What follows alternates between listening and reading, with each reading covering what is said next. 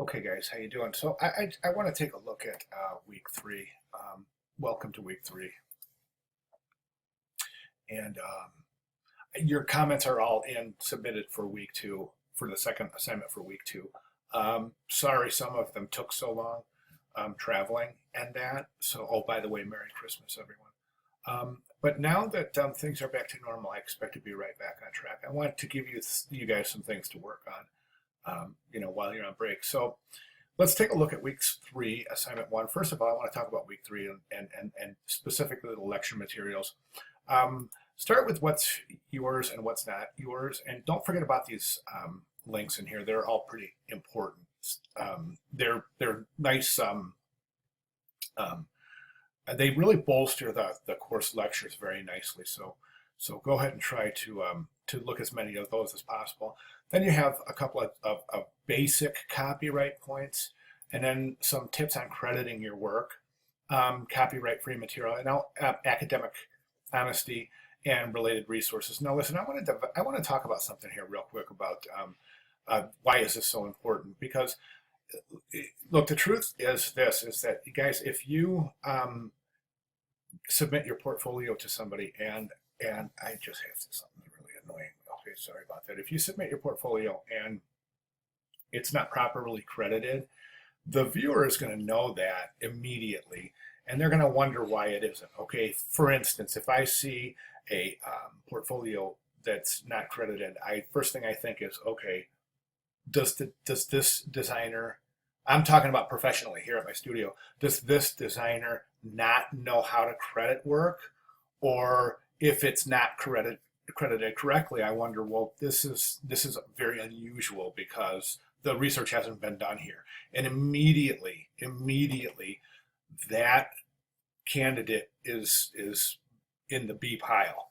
Okay, so it's really important. Look, you're going to be representing people, you're going to be representing companies. You have to understand and really practice copyright. So you really need to come out of school knowing basic copyright.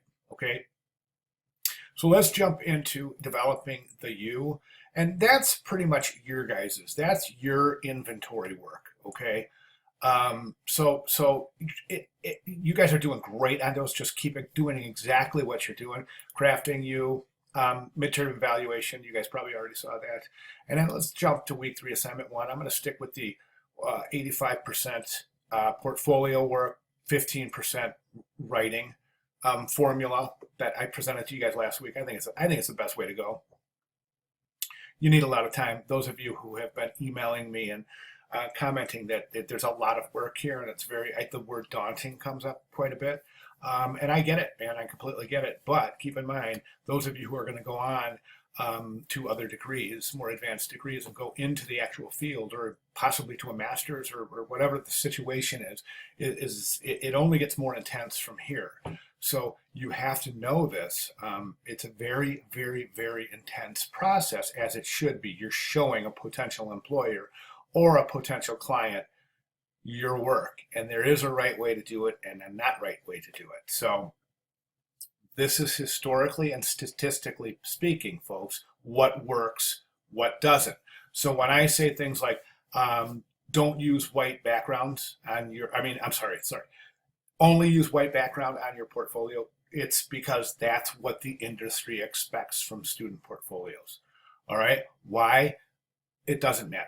It doesn't matter for now. That's okay. The reason is this is because a lot of students don't understand color yet.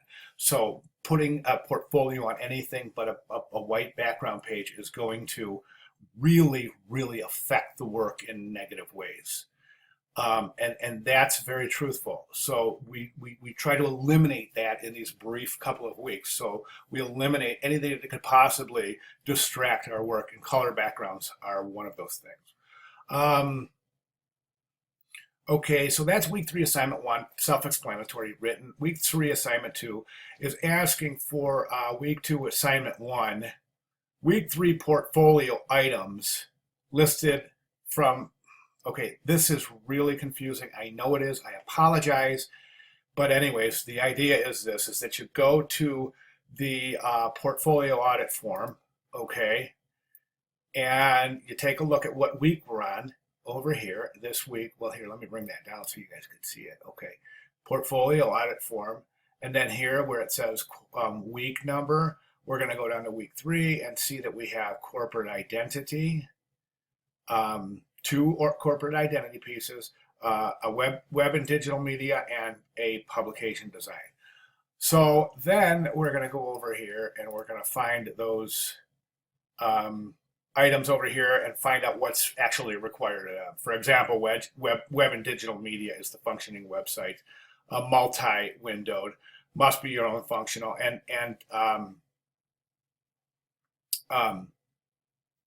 then you have, don't forget, you have section 5. I'm sorry, you have section 4, and what was the other one? Let me just jump back there real quick. See, this is how confusing it is. I already forgot.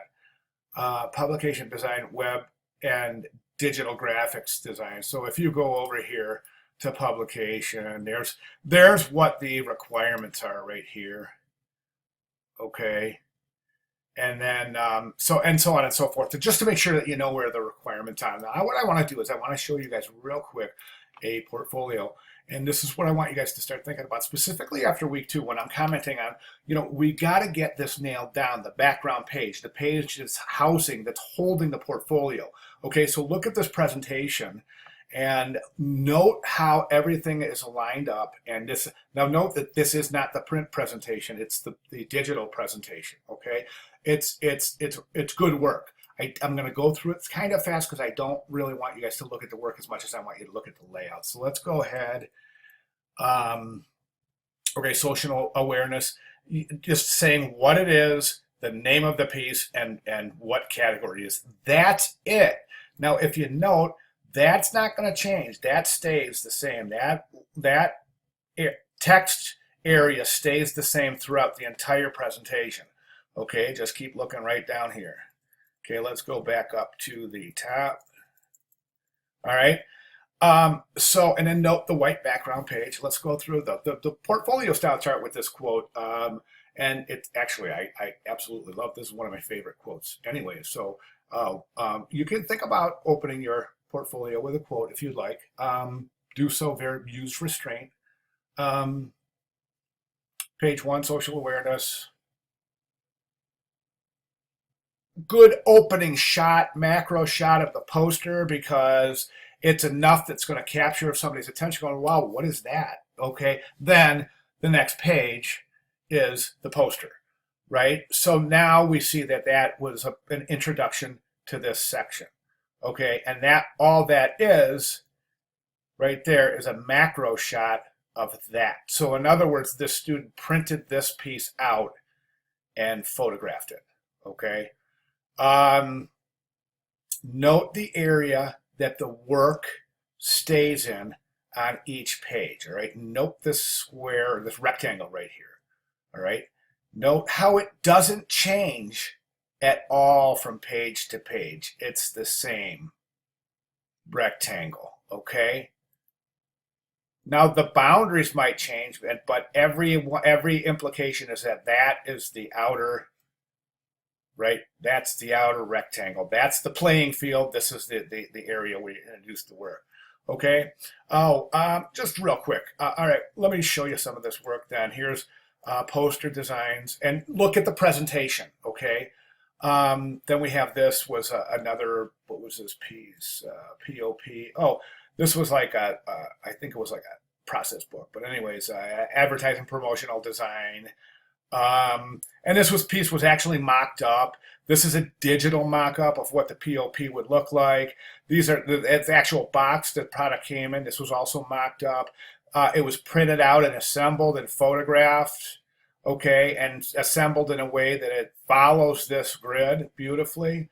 Next piece, promotional design, album identity. Okay, so we know what it is. That's all the viewer needs to know. This is publication design. Again, this macro shot here saying, okay, wow, the viewer's going to go, wow, this is interesting. What's this? Now, as we know, this is, well, for those of you who don't know, this is a pretty famous book. So this is a redesign for a book cover. Here's the book cover itself, this Viktor Frankl book, and then note the presentation. Okay, this isn't an actual book. I mean, this was the back of this whole thing right here was printed out. Okay, and then it was trimmed and it was placed around an actual book.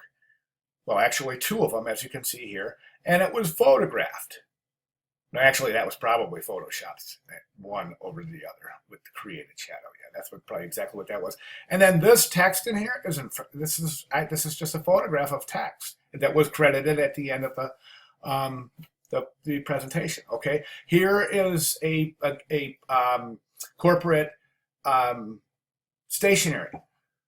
So you have your corporate identity here with your logo, your letterhead, your envelope, and your business card, basic corporate identity, right? Okay, and so on and so forth. So I just want you guys to look at the presentation. Okay, web. This is a poster. Okay, so the poster was actually printed out and placed on a wall and photographed, and likewise down here with the postcard. Note the background. Again, printed out, assembled, and photographed. Those are the labels. That's the one. You know, this one's photographed. Very interesting. Look at the background. Okay. Another interesting presentation. Okay, and I think, and that must be it. Oh no, it looks like my computer started. Weird thing. That must be it. Okay, so I just want you guys to see that and just think about it. I'm not saying yours should be that or anything. I'm just saying just think about the presentation. Okay, that's it. All I have time for. Sorry I took so long, guys. But anyways, there you have it. Any questions or other, please get with me. Okay, thanks, guys.